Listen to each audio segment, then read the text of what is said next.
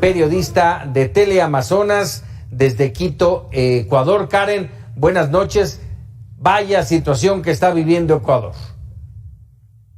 Hola Francisco, amigos televidentes. Pues en realidad es una situación bastante complicada en el ámbito político, en el ámbito social. Como ecuatoriana, como periodista totalmente conmocionada e impávida ante lo que está atravesando mi país.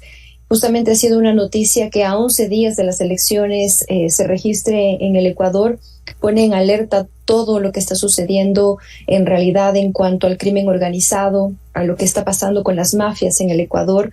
Hace poquito tuvimos que atravesar el asesinato de un alcalde, del alcalde de Manta, en la provincia de Manabí, y ya nos dejó conmocionados con eso. Ahora un candidato a la presidencia de la República, un candidato que ha hecho generalmente denuncias, oposición a los gobiernos y que ahora pretendía llegar al poder. Es un país que está atravesando por una situación política bastante complicada. ¿Qué ha dicho en las últimas horas el presidente Lasso ante esta situación? En realidad, a esta hora, lo que les puedo contar que sucede en Quito, en el Palacio de Carondelet, es la reunión del Gabinete de Seguridad.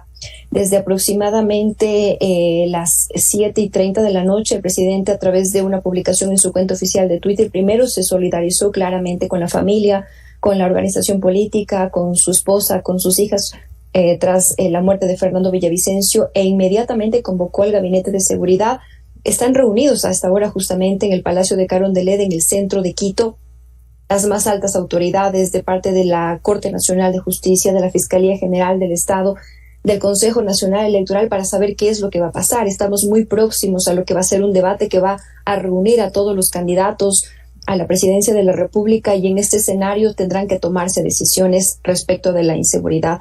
El presidente lo que ha dicho es que no será un crimen que pase, que se quede en la impunidad. Será un crimen que tomará acciones inmediatas, y para ello, justamente, como les digo, llamó al gabinete a esta hora. Continúan reunidos. Todavía no ha habido un pronunciamiento oficial.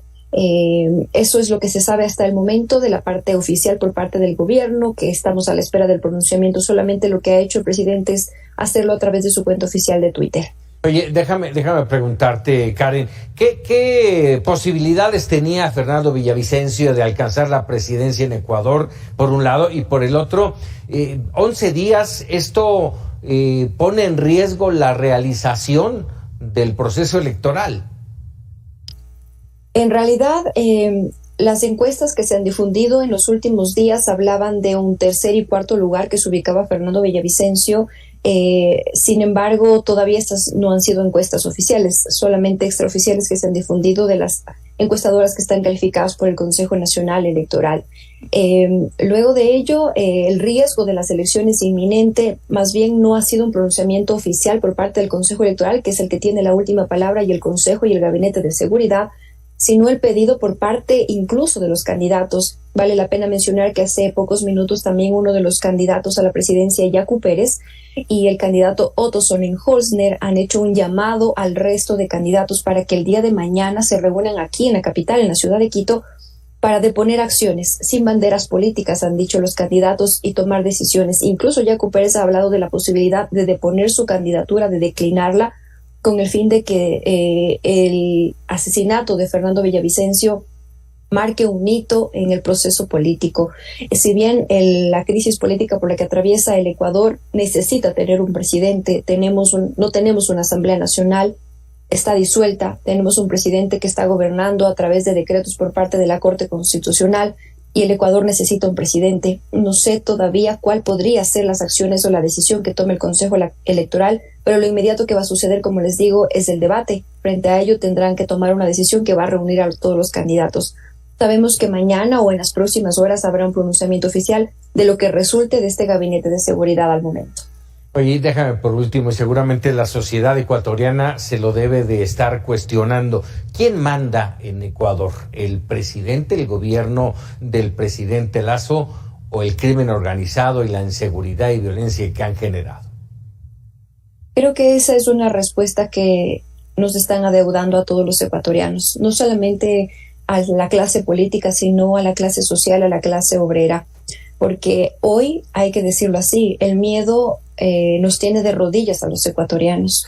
el miedo de salir a las calles, el miedo de tener un negocio, el miedo de crecer, el miedo de emprender, porque este mecanismo de las vacunas, por ejemplo, ha obligado a muchos sectores a cerrar sus negocios, a tomar acciones en conjunto en los barrios, en las calles, Karen, en los conjuntos. Karen, ¿qué de las vacunas? A ver, las vacunas me refiero que es una forma que ha tomado el crimen organizado para dominar los sectores, para dominar las ciudades. Llegan a los negocios y les obligan a pagar una vacuna. En el Ecuador se conoce como derecho de piso. Extorsión, exactamente, extorsión. Yo les permito que ustedes puedan trabajar en este lugar, en este sector, si ustedes mensualmente, diariamente, semanalmente me entregan tanto.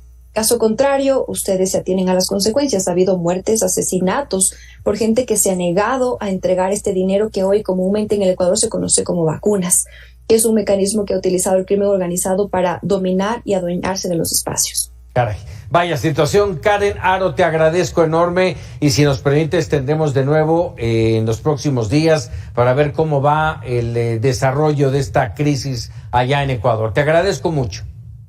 Encantada, Francisco, estoy a las órdenes. Muchísimas gracias, Karen Haro, y el agradecimiento también, por supuesto, a Teleamazonas allá en Ecuador, esta cadena hermana que nos ha permitido esta comunicación y una situación, créamelo, usted ya vio las imágenes de enorme crisis en Ecuador.